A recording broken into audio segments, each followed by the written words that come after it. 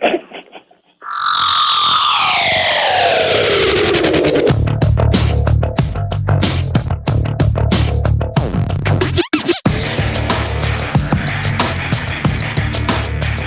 morning, everybody. It's the Rob from 106.1 Kiss FM here with my tag team partner in podcasting. Say hello, everybody, to gorgeous Jerry Valeri. Good morning, Jer.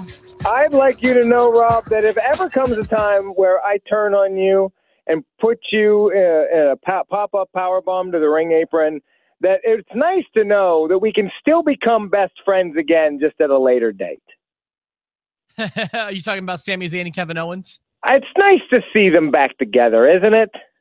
I'm okay with it. I feel like it's not back together, though, because on the main roster, which is what I watch, they haven't been buds before. I know, but they've played the whole narrative. I mean, we That's know true. the story of Sami and Kevin, and it's nice to see them. It's really great to see that they have incredible chemistry. I mean, they just really do. And so for them to be working together like this, it's kind of fun. And I enjoy it, but I wanted to give you credit right out of the gate because I said it when Sami Zayn walked out last night. I said, Rob was 100% right. Sami's now wearing all black. Bad guys wear black. Yeah. You know, if I could go back to what you said for a second ago. So for Kevin and Sami, it was the power bomb onto the apron. For Shawn Michaels and Marty Jannetty, it was the barbershop window. I feel like for me and you, if it was going to be a turn, it'd be you throwing your lunch at me, would be how that would work. What did I throw at you that one day? Hardee's? It was Wendy's. Wendy's. I always forget what it was. Yeah, but it was, I remember specifically. I remember because it was flinged into my face that I remember specifically it was Wendy's. that was back in the days where you went and got the food, you brought it to the station, and then I threw it at you in anger. #MeToo. It's completely true. So I was not quite a part-time employee, but not quite an intern at the radio. I was between an intern and an employee. So we weren't close yet. Yeah, but we were buds. Yeah, we were. I mean, we hung out sometimes, and like we would moan and bitch about stuff that was happening at the radio station together. But you were definitely my superior without a doubt. And, the cliche is, interns go and get the coffee. Well, for Jared, it was, I need you to go and get me some lunch. And he had me pick up some food from Wendy's. And then when I returned in a supreme diva moment, the food that I had just retrieved for him was thrown into my face. Even if I put it into context, it doesn't ever make me look better. So no, and then, for the reason that got you upset also was not my fault. So I just take that on the chin. That wasn't a great moment in the history of me and not a great moment in the history of us. But we've moved past that moment, much like Sami and Kevin. Yeah, that's what I was trying to say. So absolutely right. So we are also reunited. And so, yeah, that happened last night. If I could get the ball rolling for just a second, and if you disagree, I want you to disagree. In fact, okay. I'm kind of hoping you disagree. But I'm going to start with my overall thought from SmackDown last night. And my thought is, I really didn't like SmackDown last night. I'm hoping you disagree, but I want whatever your honest take is. I really don't like SmackDown in general at this point. I think it's very cold. Even as much as I love Kevin Owens and Sami Zayn and what they're doing, it still seems a little bit off to me. Like I don't necessarily disagree with you. If anything, I thought you were going to say that I was afraid you were going to say that Daniel Bryan was great last night because no, I get it. The crowd was hot for him. They should be. It was Seattle. He didn't do a bad job, but I don't like him in that role. He did a Daniel Bryan job. He did a Daniel Bryan good job. Yeah, right. And I thought Sami Zayn carried that whole thing in the beginning, and then when Kevin Owens came out, he helped. I got to be honest with you. I feel that Owens is carrying the thing, and Zayn isn't knocking it out the park either. Also not doing a bad job, and I feel like he's going to get the rub from this, and he's going to leave this much, much, much stronger than he went in. But I didn't love him last night. I think that if he can, it's hard to buy Sami as a heel right now. He's still smiling too much, and he doesn't seem like a. He's going to get there. I have faith that I think he does have natural heel tendencies. Well, I hope when he gets there, he turns on Kevin Owens. I think that needs to be the natural move here. I think eventually Kevin Owens needs to get a Festival of Friendship right out of the door, because he's been the one to do it. Everyone expects when this relationship ends, Kevin Owens will be the one to end it. And I think that it should be Sami Zayn whenever we get to wherever we're going. So I agree with you, or I think you pretty much said this. It's safe to say the highlight of the show last night was Owens and Zayn.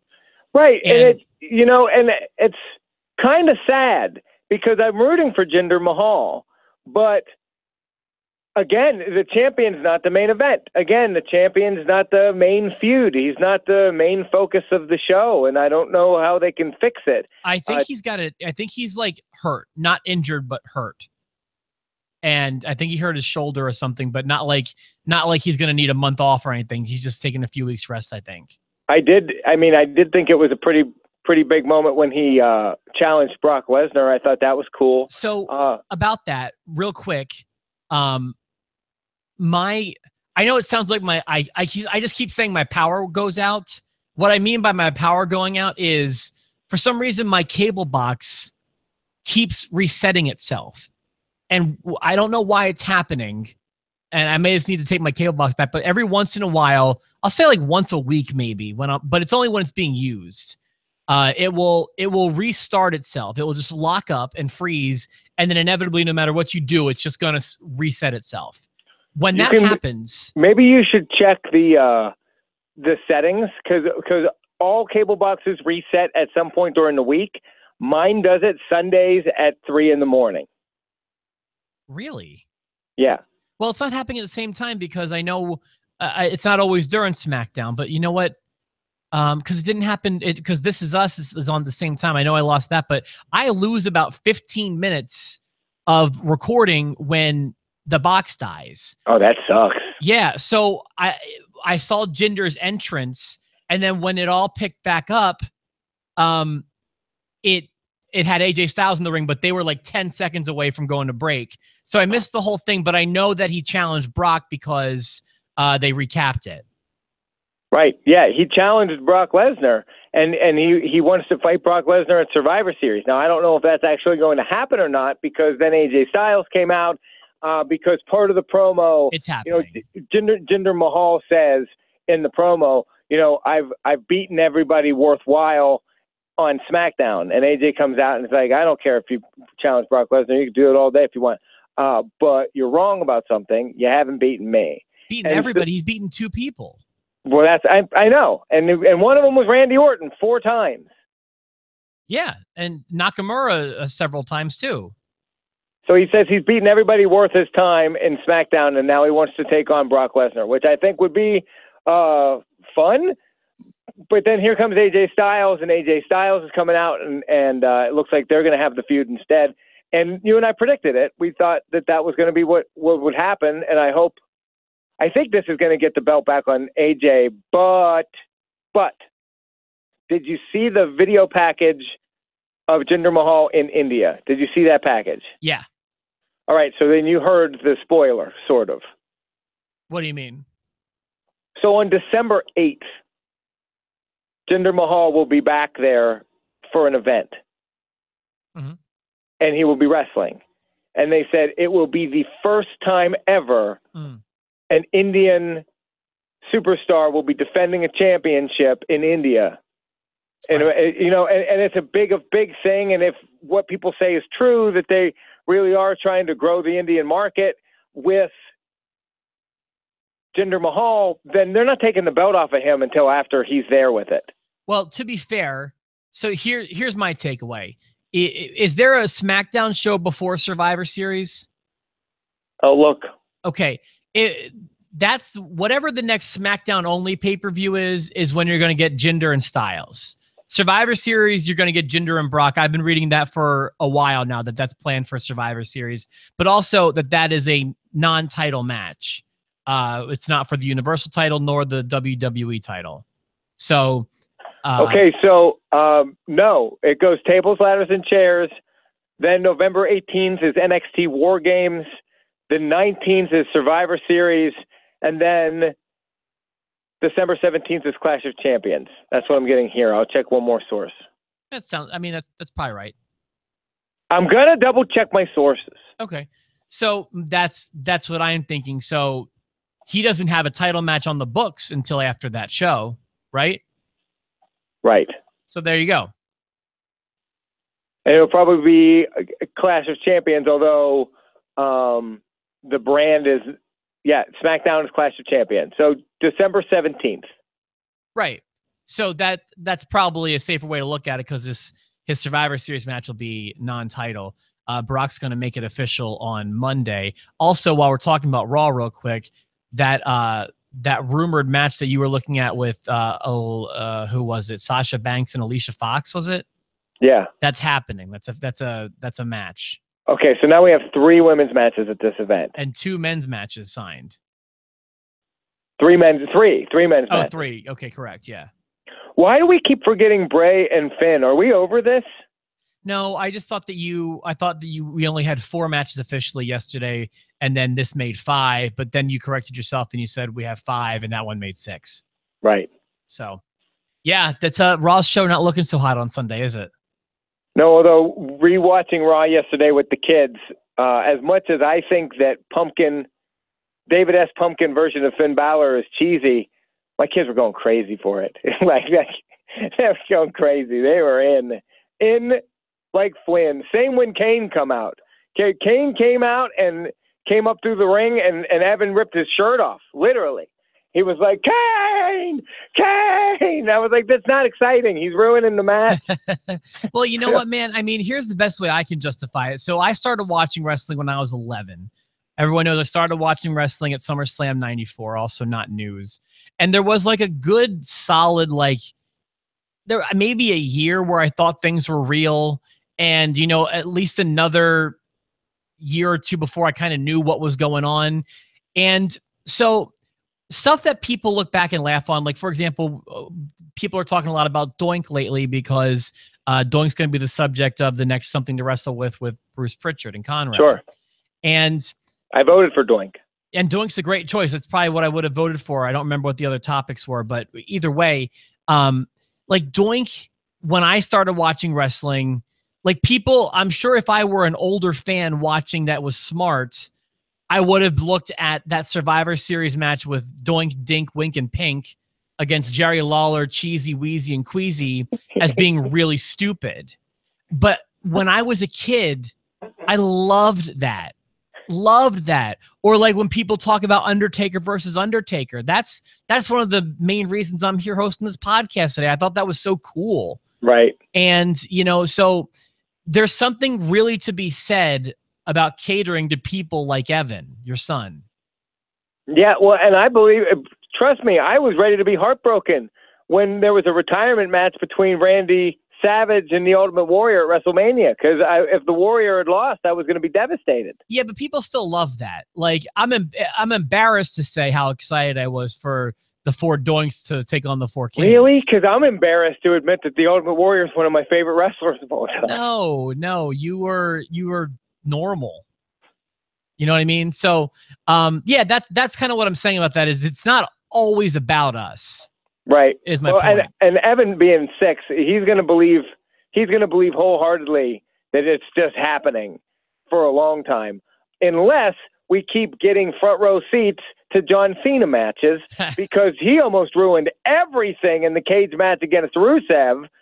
They're on a cage right in front of Evan, and John Cena's like, hit me 4 times, and then I'm going to fall off of here. He's calling his spots so loud. Holy cow. Yeah. Someone told me before I went to my first show, which I believe was March of 96, someone told me it's going to look so fake when you're there in person. And I remember when I was there, I was like, oh my gosh, they're right. It's fake. And I remember the first match I ever saw, and I remember the spot that just gave it away. And I can tell you if you want. Tell me. So it was the Spectrum. I believe it was March in '96. It was shortly after WrestleMania 12. So maybe it was even April or whatever.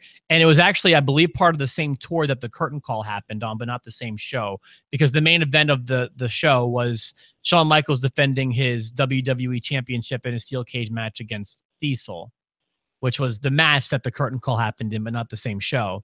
Sure. And the very first match that night was the Body Donnas, Skip and Zip with Sonny, taking on the Godwins, Henry O and Phineas I. Right. Hog and Pig. So they do this spot where, God, how did it work? So I think one of the Body Donnas, they both took one of the Godwins and they did an Irish whip at the same time. And the Godwins do-si-do'd, meaning like they were running towards each other because of the strength of the ropes, you know. And then they did the arm lock. They hook arms, and then they reverse it into the Body Donnas, which is a cool spot, you know. But it just looked so fake that I was just like, boy, everyone's been telling me the right thing. They're right. It's all fake. Because, I mean, it's one of those things that's a cool spot, but it's also so choreographed. It's like a dance move. Yeah. It's called the do-si-do for a reason. It is a dance. Right. You know, so that was kind of my moment where I was like, that was my epiphany. That's when the light bulb went off. Like that's when I started to realize that, yeah, this is totally bogus. I still love it, but it's bogus. Yeah, I don't know when I don't know if I had like an actual epiphany. I don't know when it happened and the bloom came off the rose, but it didn't bother me. Yeah, and it didn't stop me from watching. It changed nothing for me. It changed nothing. Well, I shouldn't say that. It didn't diminish my love for it. Right. It just changed it, I guess.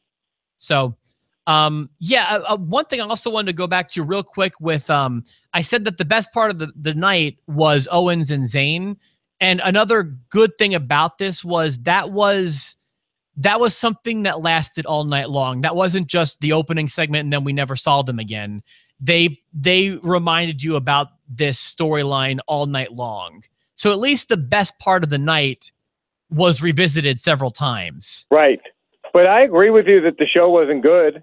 I mean, like, if I just go down the recap, I'm going to tell you a bunch of stuff that no one cares about. You know? You got Charlotte, Becky Lynch, Naomi, Natalya, Lana, and Tamina. No one cared about that at all. Oh, my God. And I love how, like, boy, was Seattle not the biggest group of marks ever? Like, Bryan was like, with the faux excitement, we're going to have a 6-woman tag team match. And the crowd erupts because Bryan told them to. Yeah, they went crazy. You thought they were announcing that we were going to have Bret Hart was going to fight Shawn Michaels. Like, 60 minutes? Iron Man? I mean, they were huge marks. Anything he could have said anything. He's coming down from the roof. Which is actually smart for them to decide that this is where Sami Zayn and Kevin Owens are going to tear Daniel Bryan apart. Because if any crowd's going to put over their heelness, it's going to be this crowd. Yeah, that was a good choice. Sin Cara, Baron Corbin. I guess that's a thing now. Yeah, Corbin cut a promo talking about how like the U.S. Open is done and stuff like that. But yeah, that was I don't know where they're going with that. Yeah, Jinder and AJ, which I liked mildly. I thought that was good. I hate that I'm going to say this, but Bobby Roode and Dolph Ziggler are doing nothing for me. Boy, okay. Here's what I got from that. I just got glorious, and then I'm done. It just feels rehashed and rematchy to me. Get ready, because I feel like the way that Dolph won it, I mean, they both won with roll-up schoolboy hold the tights, so now we're going to get a third match, I guess? Yeah, I think so. I don't think we're done with them. I'm waiting for that stellar match that I keep hearing they can both put on. Dolph Ziggler doesn't do it for me. He just doesn't. Dude, I've never liked him. Oh, Dolph works for me, but I'm waiting for that from Bobby. I'm waiting for that from Nakamura. I'm waiting for it from Balor. You know, like that's just, I mean, you just hear the internet just suckles these guys. And I'm just like, I don't see it yet. Yeah, I don't get it. And I think Nakamura Rob, and Orton are the most boring tag team ever. But, Jer, did you see Nakamura and Sami Zayn at NXT TakeOver? 5 stars. 5 stars. 6 if it's in Japan. 6 in NXT. 7 in Japan. 7 in Japan. 7 stars out of 5. God. You made an astute observation. Yeah, I was hoping you were going to get to that because you kind of you told me about that this morning. That yes, boy, Orton is just so lost on me. I hear his music and I just gloss over, like my eyes get glazed. I say not this again, and I'm sorry. And I know he's got this great body of work, and I want to like Orton so bad, and I want to like Nakamura so bad. But I just don't. You know how bad it is? You want to know how boring Randy Orton is and how bad it is? How boring is he? Yesterday, I was playing my video game, and they were like, "You got a feud coming up with Randy Orton." And I was like, "Oh, how am I supposed to get over with this crap? I got to return this game now." God almighty. You're giving me Randy Orton? And guess who I had before Randy Orton? Nakamura? Dolph Ziggler. Shoot me in the face. When am I going to get a feud I give a stinking S about? Well, you know. You know, huh? So, yeah, and then what? Keep going with your rundown. The pulp fashion's not doing it for me. I like everyone involved. Rob. So pulp fashion starts. And the board happens, and I pause the board, and I get a laugh. The board doesn't usually disappoint me, okay? Mr. Pink, Mr. White, Mr. Blue, Mr. Orange, because those are all Reservoir Dog references. I think it's interesting that they're – I know Reservoir Dogs is another Quentin Tarantino movie, but it has nothing to do with Pulp Fiction. So you've got all these guys, and it's all John Cena's in different shirt colors. Yeah. And I thought that was funny. And then I just sat there waiting for it to end, wanting it to end. And I thought, oh, well, Breezango's done. That sucks. Yeah, and I feel like they really screwed something up, too, because they've got this whole 2B thing going on. And it would make sense that this could be the Bludgeon Brothers. It could have been a great way to debut a new team. But it's either not going to be them or it's not going to be their debut. So, F it. Well, and the Ascension even said what it was last night. They pretty much spoiled it. What'd they say? Again, I didn't like it. Oh, they said it's obvious that 2B is the Bludgeon Brothers. Well, it might not be them. Oh, yeah. They acknowledged that last night? They did. Oh, I must have missed it. Yeah, they did. And then and then you've got that tag match at the end. I don't know. It's like my favorite part of all of the SmackDown was at the end when Kevin Owens and Sami Zayn they come back out and they're holding each other and Kevin Owens yells, "Hold me tight." I heard him yell that he's his best friend. My DVR cut off right before he must have said, "Hold me." And you've got Nakamura and Randy Orton just standing there. I was like, oh, God, are these going to be the two antagonists? Like, is this going to be the feud? Well, and then we're heading into winter, which is historically kind of like the dullest time for wrestling. Until you get to the Royal Rumble.